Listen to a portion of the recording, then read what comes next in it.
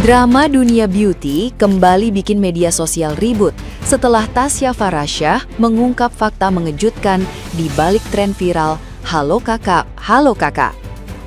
Konten yang selama ini terlihat spontan di FYP TikTok ternyata diduga tidak sepenuhnya organik. Melalui unggahan di media sosialnya, Tasya mengaku pernah ditawari bayaran untuk ikut dalam format video tersebut. Namun ia menegaskan memilih menolak tawaran itu. Pengakuan ini langsung menyedot perhatian karena publik selama ini mengira tren tersebut benar-benar terjadi secara natural di ruang publik. Konten Halo Kakak sendiri memang sedang ramai karena menampilkan momen seolah pertemuan tidak sengaja dengan figur publik yang kemudian membagikan rutinitas perawatan kulit. Beberapa nama seperti Bunga Zainal, Manohara, Mahalini, hingga Nagita Slavina sempat muncul dalam tren ini. Meski belum ada klarifikasi dari kreator terkait, pengakuan Tasya memicu diskusi luas soal transparansi endorsement dan membuat netizen yang budiman makin waspada terhadap konten viral yang tampak spontan di media sosial.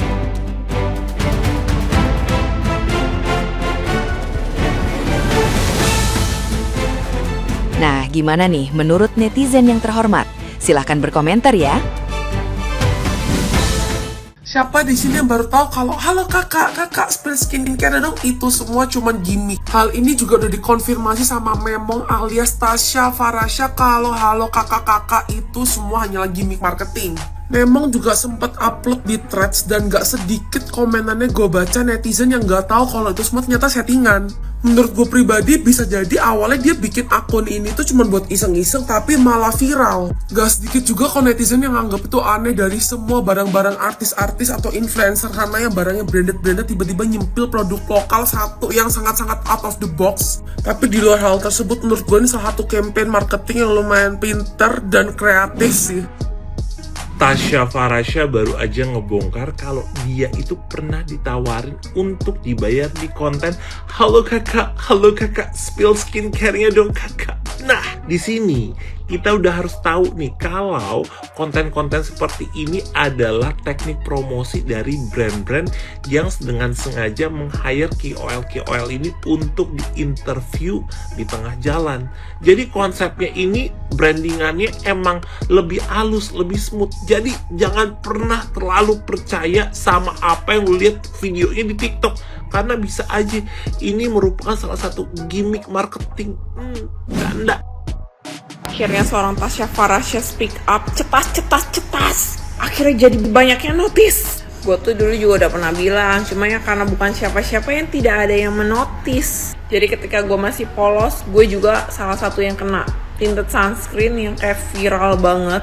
Tapi kalian lihat, aku pakai kelopak mata aku ini iritasi merah-merah dan sejak itu kayak aneh banget. Aku nggak pernah pakai sunscreen yang nggak bisa dipakai di daerah kelopak mata. Bukannya antri produk lokal, enggak. Ini above board produk lokal kecintaan gue. Gue juga pakai ini dari tahun 2024 nih serumnya. Ya namanya juga jualan ya, usaha ya marketing biar viral. Jadi yang halo kakak itu settingan. Gue kira beneran anjir, pantesan gak masuk akal. Masa lagi di pasar ketemu artis, di tempat bola ketemu artis, di tempat gym ketemu artis, di lift ketemu artis, di tempat wisata ketemu artis, di tempat makan ketemu artis. Yang paling gak masuk akal nih, yang ketemu Sarah Wijayanto lagi nyari hantu, masa ketemu? Kayak gak mungkin banget anjir.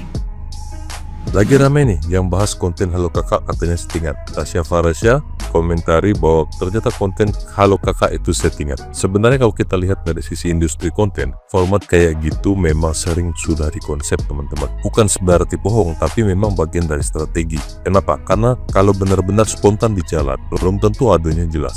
Jawabannya rapi atau produknya langsung disebut lengkap. Sementara di konten yang viral, semuanya udah siap. Mic terpasang, angle enak dilihat, dan jawabannya langsung to the point.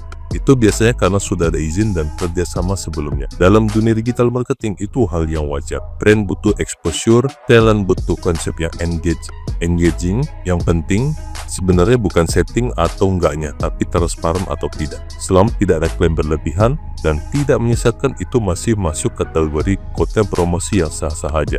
Jadi menurut kamu gimana? Lebih suka konten yang benar-benar random atau yang sudah terkonsep tapi tetap menghibur? Tulis pendapat kalian di bawah sini teman-teman ya. Halo kakak, aduh metong deh gua sama itu menjadi kebongkar kalau itu marketing. Gak ada yang salah sih sebenarnya kalau emang itu marketing, cuma tim marketing brandnya aja nih yang kurang riset. Kenapa kamu mau endorse Tasya Farasya tapi pakai sistem endorse gimmick kayak gitu? Sekilas yang aku tahu dia, koreksi kalau salah, yang aku tahu alur endorse-nya Tasya Farasya nih, walaupun aku belum pernah endorse, ini kita brand nih approaching dulu nih ke si Tasya Farasyanya. Biasanya produknya dicobain dulu. Kalau misalnya emang cocok sama dia dan bagus, baru deh tuh ada yang namanya Tasya Farasya approve. Nah ini kamu menawarinnya output marketingnya pakai gini. Aku belum baca info detailnya, tapi kayaknya menurut aku nih ya, si Halo Kakak ini tuh pihak ketiga. Misalnya aku punya brand A, aku pengen endorse Tasya Farasya, tapi pengen melalui si Halo Kakak ini nih, pakai metode gimmicknya si Halo Kakak ini, dan diposting di akunnya si Halo Kakak. Kan konten dia FYP mulu kan, biasanya emang gacor, orang-orang jadi terpengaruh tuh sama produk yang lagi dibawa dan dipakai sama si artis. Coba Cung, angkat tangan siapa aja yang pernah ke Gojek beli produk gara-gara ngelihat konten si Halo Kakak. Lagi rame banget soal Tasya Farasya yang pernah ditawarin dibayar buat konten Halo Kakak, spill skincare-nya, tapi dia tolak. Cina. Terus isi komennya tuh netizen pada syok, oh berarti selama ini tuh endorsan dong. Oh pantesan pas gua beli di gua nggak cocok dan lain sebagainya. Ya ampun, sesimpel ini aja masih pada nggak ngerti kalau itu tuh strategi marketing. Logika aja ya, sekelas artis itu tuh nggak mungkin sembarangan sebut brand kalau itu tuh bukan endorsan. Juga iklan, semuanya ya balik lagi ke netizen lah, mau beli apa enggaknya. Kalau netizennya smart, itu tuh pasti nggak bakalan kemakan iklan. Tapi kalau beli skincare itu mereka pasti carinya itu yang sesuai dengan kebutuhan. Lagian kalau dipikir-pikir tujuannya apa coba si Tasya nge-treats kayak gitu kalau bukan pick me. Marketing orang kan jadi ketahuan, gimana sih? Tasya Farasya sudah bongkar kalau misalnya Halo Kakak itu settingan, karena dia udah upload di IG-nya dia, ada caption bilang kalau at least gua pernah nolak settingan dari Halo Kakak atau bayaran Halo Kakak cetas. Jadi kita tuh ngeliat segala acting artis influencer yang spill skincare-nya itu benar-benar kayak bagus banget, bener ya, namanya juga artis sih nggak sih, sama influencer juga gitu, kayak iya dari mana ternyata semua settingan. Ya sebenarnya nggak apa-apa sih, jadi mereka itu mau mempromosikan produknya mereka tapi tidak terlihat seperti mempromosikan gitu loh.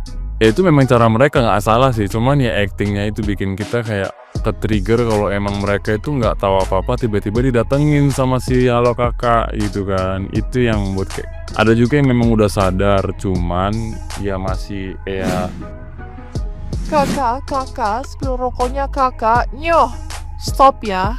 Stop. Kata gua mah bikin konten kayak begitu. Soalnya udah mulai curiganya di pas bagian Manohara. Hampir aja gua percaya, say. Udah malah waktu itu kepikiran pengen nyobain gitu kan, karena sekelas Manohara aja pada pakai skincare Pomo. Udahlah, say, gua udah capek dibohong-bohongin mulu sama campaign iklan lu gitu. Tontonan mana lagi yang harus ku percaya Tuhan di TikTok. Say, lu manajemen skincare Pomo itu ya oke lah, berhasil soft sellingnya ya kan. Terus juga mungkin lu ngeluarin budget yang fantastis ya, sampai si kakak-kakaknya itu bisa ngasih mini parfum yang original sama 2 juta begitu.